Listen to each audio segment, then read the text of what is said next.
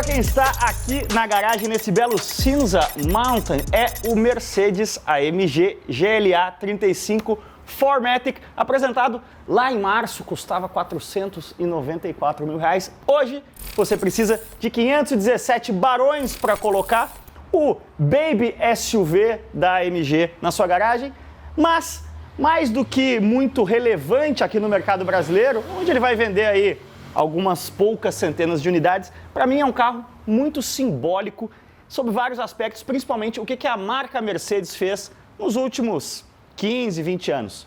Deixa eu contar uma pequena fábula para vocês. Exatos 16 anos atrás, eu, como um jovem de 24 anos, cheio de sonhos e esperanças, entrei na Red Bull para cuidar de motorsport na época e no treinamento, né? Você vai para a Áustria, aprende tudo sobre a empresa e eles exemplificavam como o que era o oposto da marca Red Bull. Sabe qual marca? A Mercedes.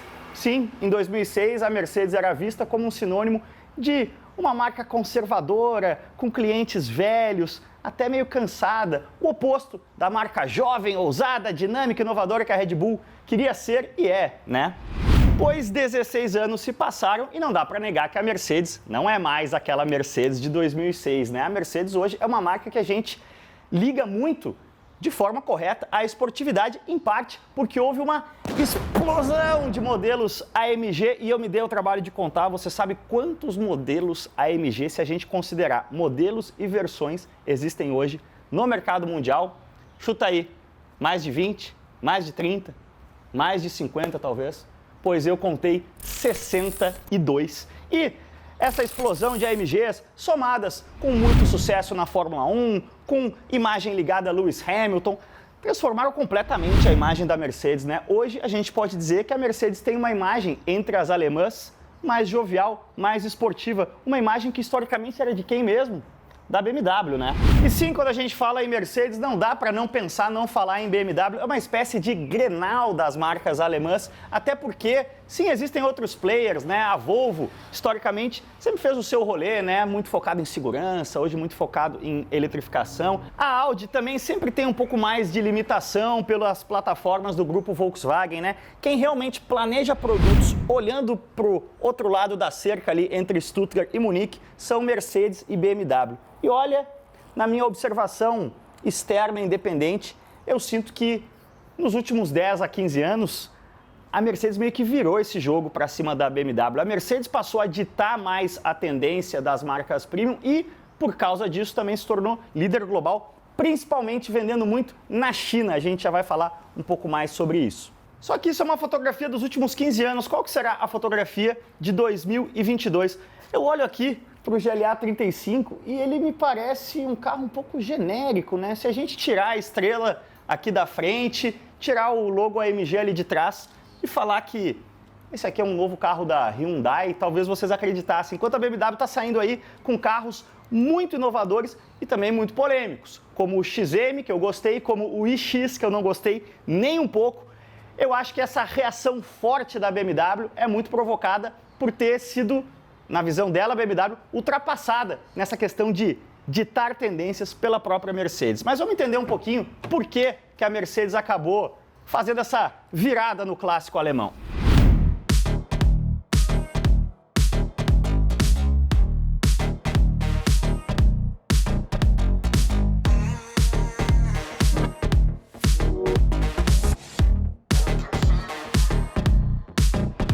Dando uma adentrada aqui na nossa GLA 35 e eu vou até fazer aqui uma brincadeirinha para mostrar para vocês. Vamos fechar as portas da esperança.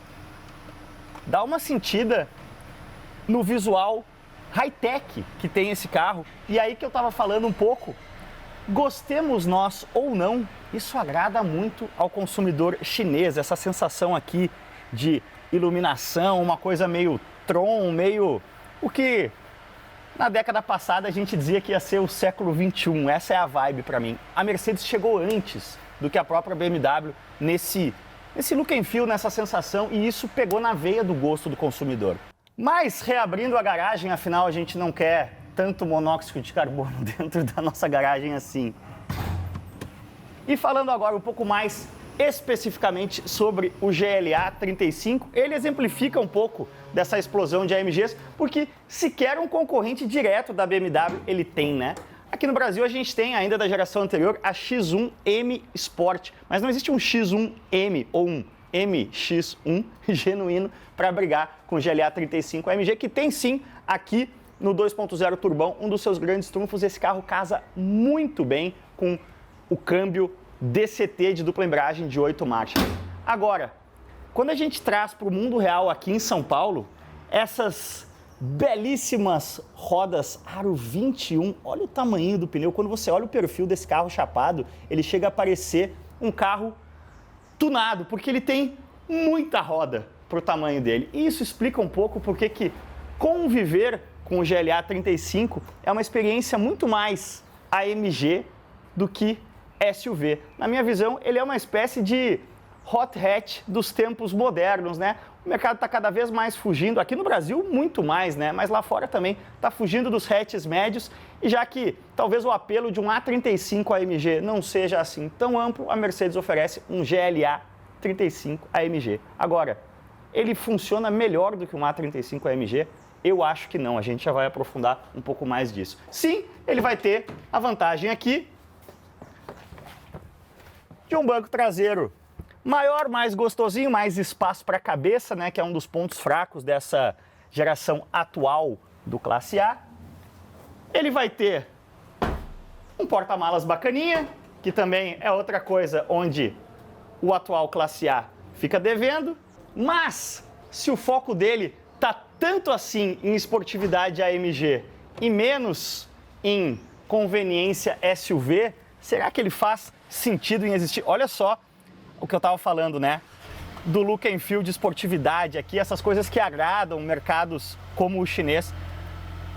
O seletor aqui de modos de direção é uma telinha, né? Digital, uma micro telinha.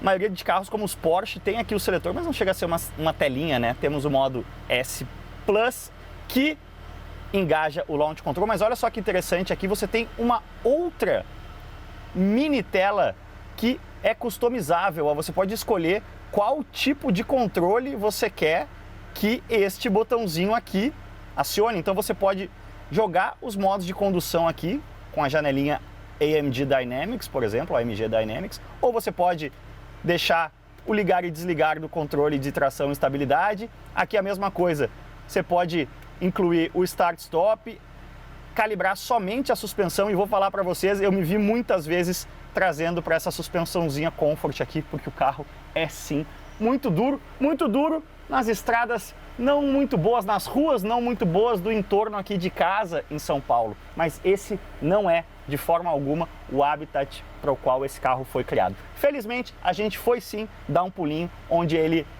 se sai melhor, onde ele lembra um pouquinho da sua casa das autobahns alemãs. Então se acomodem aí no tetão, sempre fruto de muita dieta e treino, e bora acelerar.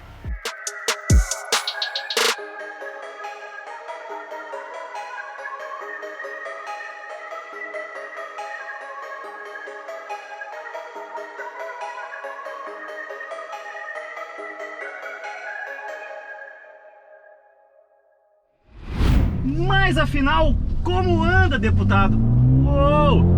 Anda bem demais, como se espera de um AMG com 306 cavalos e 40 kg de torque, mas eu preciso dizer que anda especialmente bem aqui nesse tapete, né, que são as estradas internas do Velocitar, o acesso próximo aqui, também um asfalto muito bom, porque na verdade a dureza de suspensão desse carro, enquanto eu jogo aqui no modo Sport Plus, para corroborar ainda mais o que eu tô falando, realmente extrapola o que você, os pops and bangs aí, esperaria de um SUV, né? Mesmo um SUV AMG é um carro muito duro. Me lembra aí os Mini Coopers de gerações anteriores, o que torna ele, sinceramente, um pouco sofrido de usar no dia a dia em São Paulo. Mesmo quando você joga no modo Comfort, o carro continua bastante firme.